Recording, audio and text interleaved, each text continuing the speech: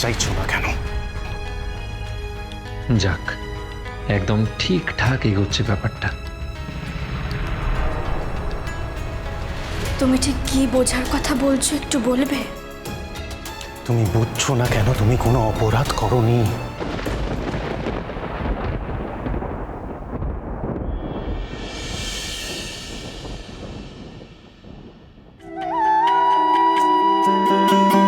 যা বাবা, এ তো পুরো উল্টো হাওয়া। ভাবছি এক আর হচ্ছে আর এক। কোনো অন্যায় করনি তুমি, তো তুমি সবাইকে সত্যিটা বলে দিচ্ছ না কেন? তাতে অ্যাটলিস্ট তোমাকে এইভাবে অপমান করাটা বন্ধ হবে।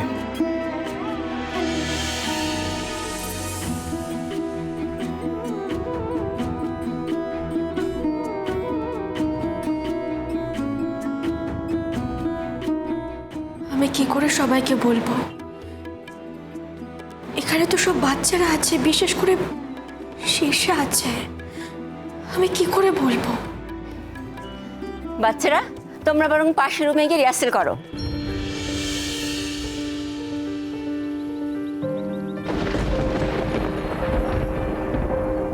নাও, এবার সবাইকে সত্যিটা খুলে বলো। আমি এতক্ষণ আপনাদের এই কথাগুলো বলতে পারিনি, কারণ এখানে বাচ্চারা সবাই ছিল, বিশেষ করে শীর্ষা ছিল। এখন বলছি, আমি শীর্ষার নিজের মা নই। শীর্ষা আমার দিদির মেয়ে। আমরা আসলে দুই যমজ বোন। শীর্ষার মা মানে আমার দিদি পূজা কিছুদিন আগে একটা দুর্ঘটনায় মারা যান। শীর্ষা এখনো পর্যন্ত জানে না যে ওর মা আর এই পৃথিবীতে নেই। আমরা ওকে এই ঘটনাটা জানাতে পারছি না, কারণ ওর ব্রেনে একটা প্রবলেম আছে। ডক্টর বলেছেন ও এই মুহূর্তে যেন কোনো রকম শক না পায়। যেহেতু আমরা দুই যমজ বোন, তাই শীর্ষা আমাকেই ওর মাম্মা ভাবে। আর ইনি হলেন জয়রাজ মিত্র, শীর্ষার বাবা। শুধুমাত্র শীর্ষার ভালোর জন্য আমাকে ওর মায়ের ভূমিকাতে অভিনয়টা করতে হচ্ছে। আমাদের ক্ষমা করে দিন মৃন্ময় দেবী, আপনি সত্যিই দেবী তুল্য। আপনি এত গুণী, এত দায়িত্ববান, নিজের চোখে না দেখলে হয়তো বিশ্বাসই করতে পারতাম না। সবার হয়ে আমি আপনার কাছে হাত জোড় করে ক্ষমা চাইছি। যদি কোনো অপরাধ করে থাকি আমাকে ক্ষমা করে দেবেন। না জেনে এত কিছু বলা আমার উচিত হয়নি। এই জন্যই আমি তখন রিয়্যাক্ট করে ফেলেছিলাম। আপনারা প্লিজ মনে রাখবেন না।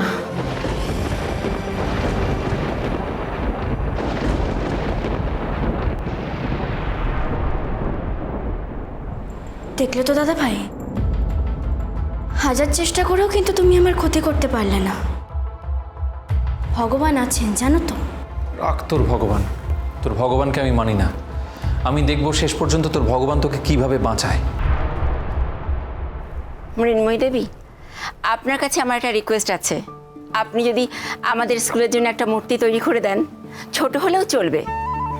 আমি না হয় মাটি আনার ব্যবস্থা কাউকে দিয়ে করে দিচ্ছি।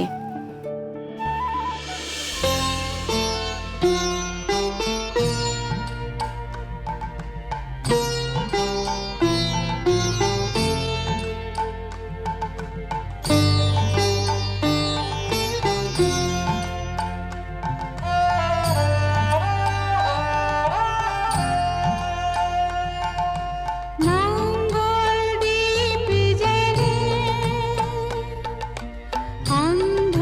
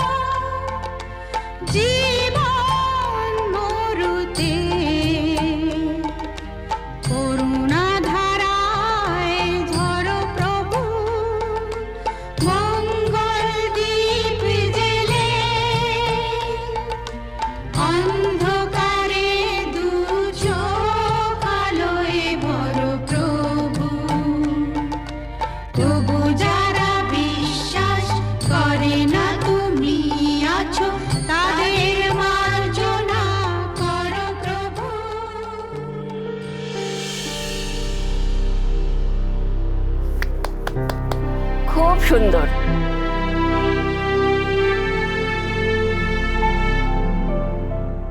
তোমার একটা কথা বলার ছিল। ওয়ার্কশপে আগুন লেগে গেছিল। চিন্তা করো না, চিন্তা করো না। নীলু কাকা ওয়ার্কশপের বেশি ক্ষতি হতে দেয়নি, যদিও নীলু কাকার নিজের হাত একটু পুড়ে গেছে। সে কি?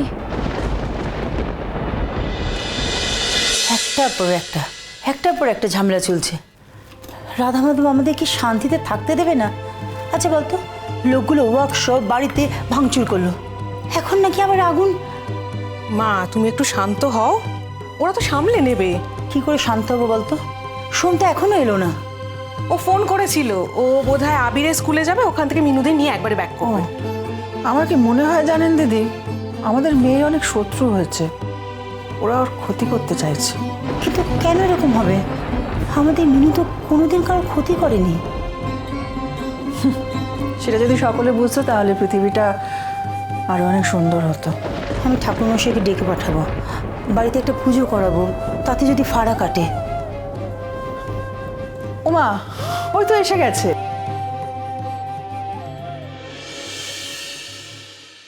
জানো তো নানিয়া, মাম্মা আজকে স্কুলে না গান গেয়েছে, তারপর মূর্তি বানিয়েছে। টিচাররা খুব খুশি মাম্মার গান শুনে। বাহ, ভালো। শুধু ভালো, ভেরি গুড বলবে না মাম্মামকে? ও হ্যাঁ হ্যাঁ হ্যাঁ, ভেরি গুড। তোমার মাম্মা তো খুব ভালো গান গায়। চলো এবার ঘরে যেতে হবে, তোমাকে একটু রেস্ট নিতে হবে।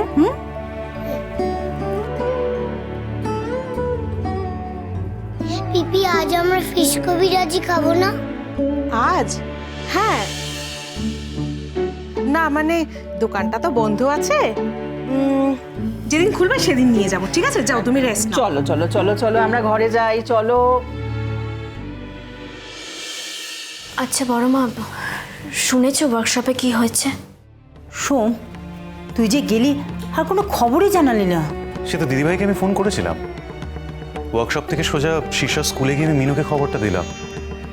যাকে ওয়ার্কশপে খুব একটা ক্ষতি হয়নি, নীলু কাকা বাঁচিয়ে দিয়েছে। কিন্তু দাদাভাই যে স্কুলে গিয়ে কি করেছে তুমি জানো বড় মা? শোন থাক, এখন কি হবে এসব আলোচনা করে? না না না না না, সবার জানা দরকার দাদাভাই কি করেছে আজকে। আবার কি করেছে দাদা? সেটা তুই মিনুর মুখেই শুনে নে। না না, এখন এসব কথা থাক। ওয়ার্কশপে একবার যাওয়া দরকার। সে তো এক্ষুনি যাওয়া হবে, কিন্তু দাদাভাই এর কথাটা সবাই জানুক। দাদাভাই আজ ওইখানে গিয়ে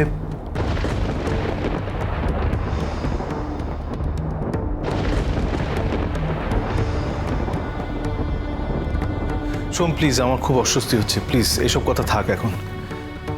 আমি বাধ্য হচ্ছি বলতে, আমি সত্যি বুঝতে পারিনি যে উনি এমন মানসিকতার মানুষ।